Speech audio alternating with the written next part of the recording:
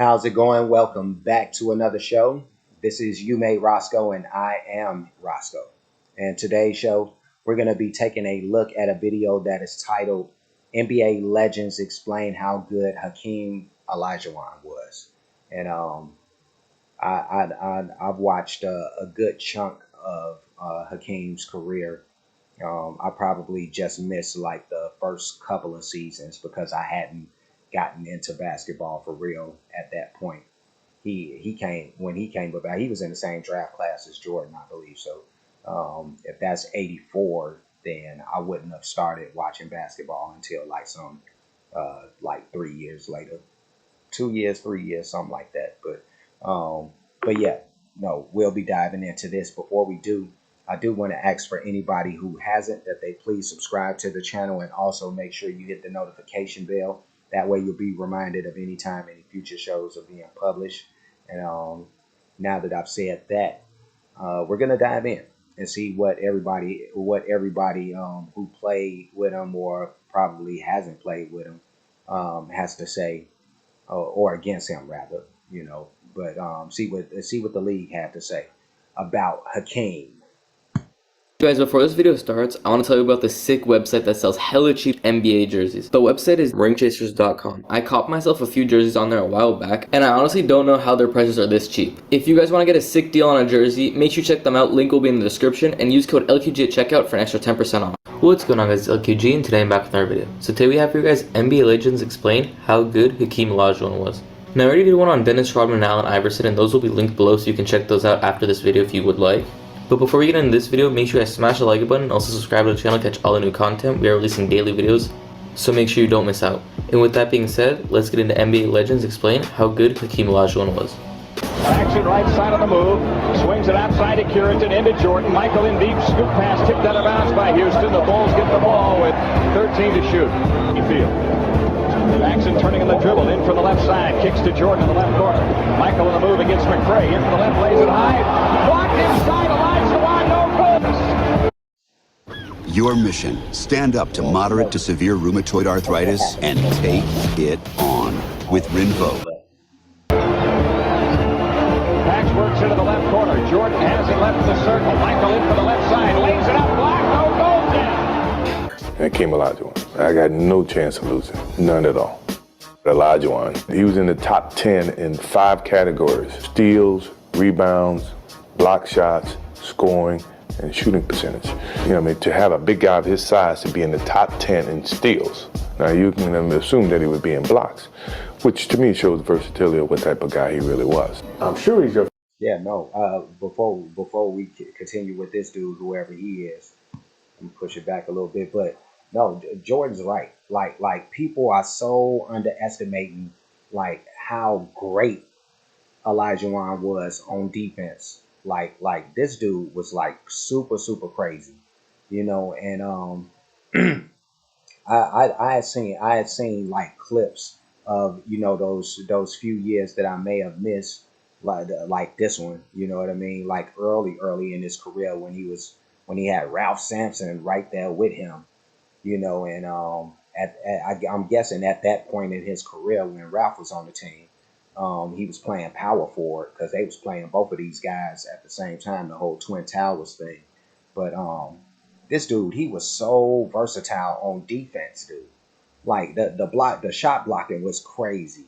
The way he was able to play, like his on-ball defense was amazing, dude. Like if I had to say, like, there's only like a couple of people in NBA history that you could probably put up there with him that or surpass him from a defensive standpoint for real, and you got to go like Bill Russell and Wilt Chamberlain, and then after that it's like really a struggle to think of who's as good as him after that, because this dude was crazy with it. But I'm gonna let this continue.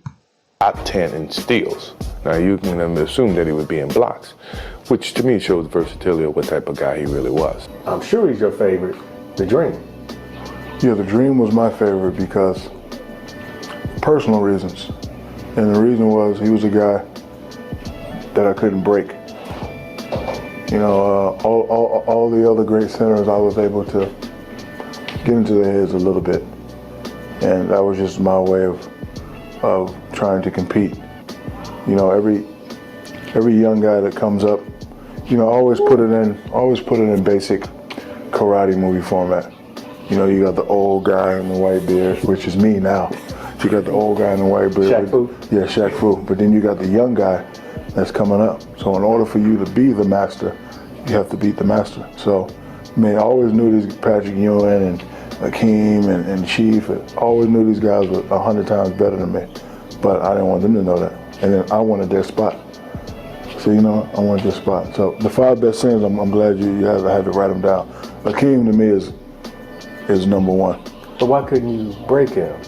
Because I couldn't get into his head. I remember one time I gave him a bow and he just laughed. nice elbow, brother.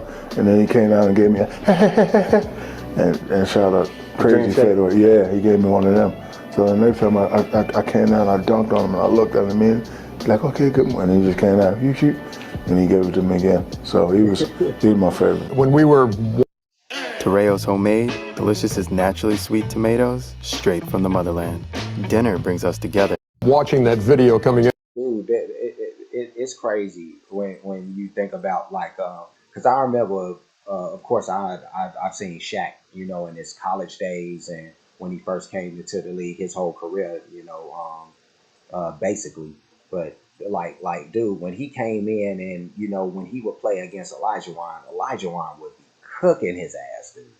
You know what I mean? Like he said it right. Like he could not break Olajuwon, and he was able, you know, in those younger years, you know, when he was like not only like super strong and big, but he was fast, you know, and like a lot of these other dudes, these other centers, the Ewing, he would get Ewing the business. Like Ewing, he almost made Patrick Ewing look like they wasn't. And Ewing is a great player, you know, was a like as well. You would have to go like his early years for real, but he was like a hell of a defensive player, you know, at least on the shot blocking side. But he didn't have no business playing against Shaq a lot of the time. And you could think David Robinson was another one. Like they would go kind of toe to toe a little bit, you know. But David Robinson was one of those dudes, like, if you want to call it breaking him, you know, he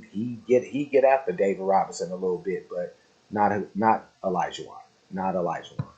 End of the segment, when they show that dream shake against David Robinson, which is the one that, I mean, you guys, everybody's shaking their head and everybody goes, woo! I mean, what do you, when you see a big man with those kind of moves and that fluid, what did you think? I think about two things. I think one, the fact that he made that move because you thought he was going to do the jump hook, because he can hit you with the basic move. He has basic moves. So you have to be really good basically first to add everything else. And then when he hits you with the left shoulder or right turn, you know, the playoffs, fresh rookie year, you know, you get a book of what type of moves every guy like. He go 40% over shoulder. Hakeem, it was nothing but on this side, he may go left, he may go right. And he was the only guy ever in the NBA that was my height and a center that you had to move your feet when he's in front of you. Hakeem just didn't have the shake on the baseline. He would get you at the free throw line, give you a little stutter step dribble, and you wouldn't know what to do as a big guy. You look in the guards, you know, for help. And Hakeem wasn't that big. That's all. When I saw him, I was like, okay, he's not that big. And to be every time he's blocking shots, elbow over the rim or the jump shots, his game to me was just. It was just so versatile. Everything. It's funny, you talk about elbows to the rim and that big. He said to me one time, he's like, Kenny, I'm really sorry. I'm like, why are you sorry? He said, because sometimes you sit out practice and you say you have this thing called tendonitis. I'm like, yeah, you know. He said, I have it. It feels like a headache in your knee.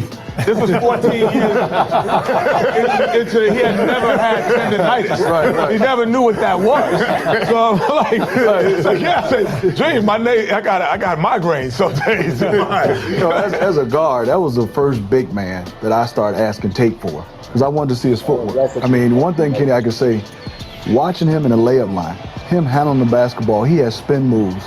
So I'm thinking, you know, big guys, where does he get this from? But then also talking to Jim Boylan, who was the kind of assistant coach was doing video for y'all, I was always asking him, he said the biggest thing about Hakeem was his counters. You know, everything a defensive had was this counter. So for me, trying to post up, I'm trying to learn all the counters. Unbelievable, phenomenal to try to pattern your footwork as a king. I couldn't do it because this is a guy. Wow. Is that Steph? I forgot his name. I almost want to say his. No, it wasn't Rodney Steph. It was, dang, I forgot his name. Brian Steph, I believe it was his name or something like that. But dang, I ain't seen that guy in a long time. The footwork, it seemed like it was just fluid. It was something off of feel versus everybody trying to break it down. Look, I agree with everyone here on the panel. I would go with Hakeem Olajuwon out of the two. Houston. Toughest matchup for you during your NBA career? Hakeem Olajuwon. How come? Just so athletic? Athletic, quick, that dream shape. And you got to make the adjustment, but he is a rookie. Olajuwon with the rejection. Ewing lost it off his foot. They're treating you. Explain to folks who might not, again, be some of the young folks, what made Dream so special? So, first of all, dude, everybody know who Hakeem Olajuwon is? You know, this guy's footwork was some of the most amazing footwork you will ever see. But his tenacity in the gym, I mean, like, you think he was mad during the game. He was even madder during practice if the guys wasn't practicing hard, or he felt like we weren't putting forth the maximum effort. And that's what you want out of guys. You just want to come to practice and play hard, because if you go really, really hard in practice, sometimes it's easier in the game, because in practice, that's crazy, all them damn blocks. You don't have timeouts. In the game, you have timeouts, you have TV timeouts, but it goes to show you how great this guy was. You know, Hakeem Olajuwon is Muslim. And so during Ramadan, he's not allowed to drink or eat anything. So we had a noon game.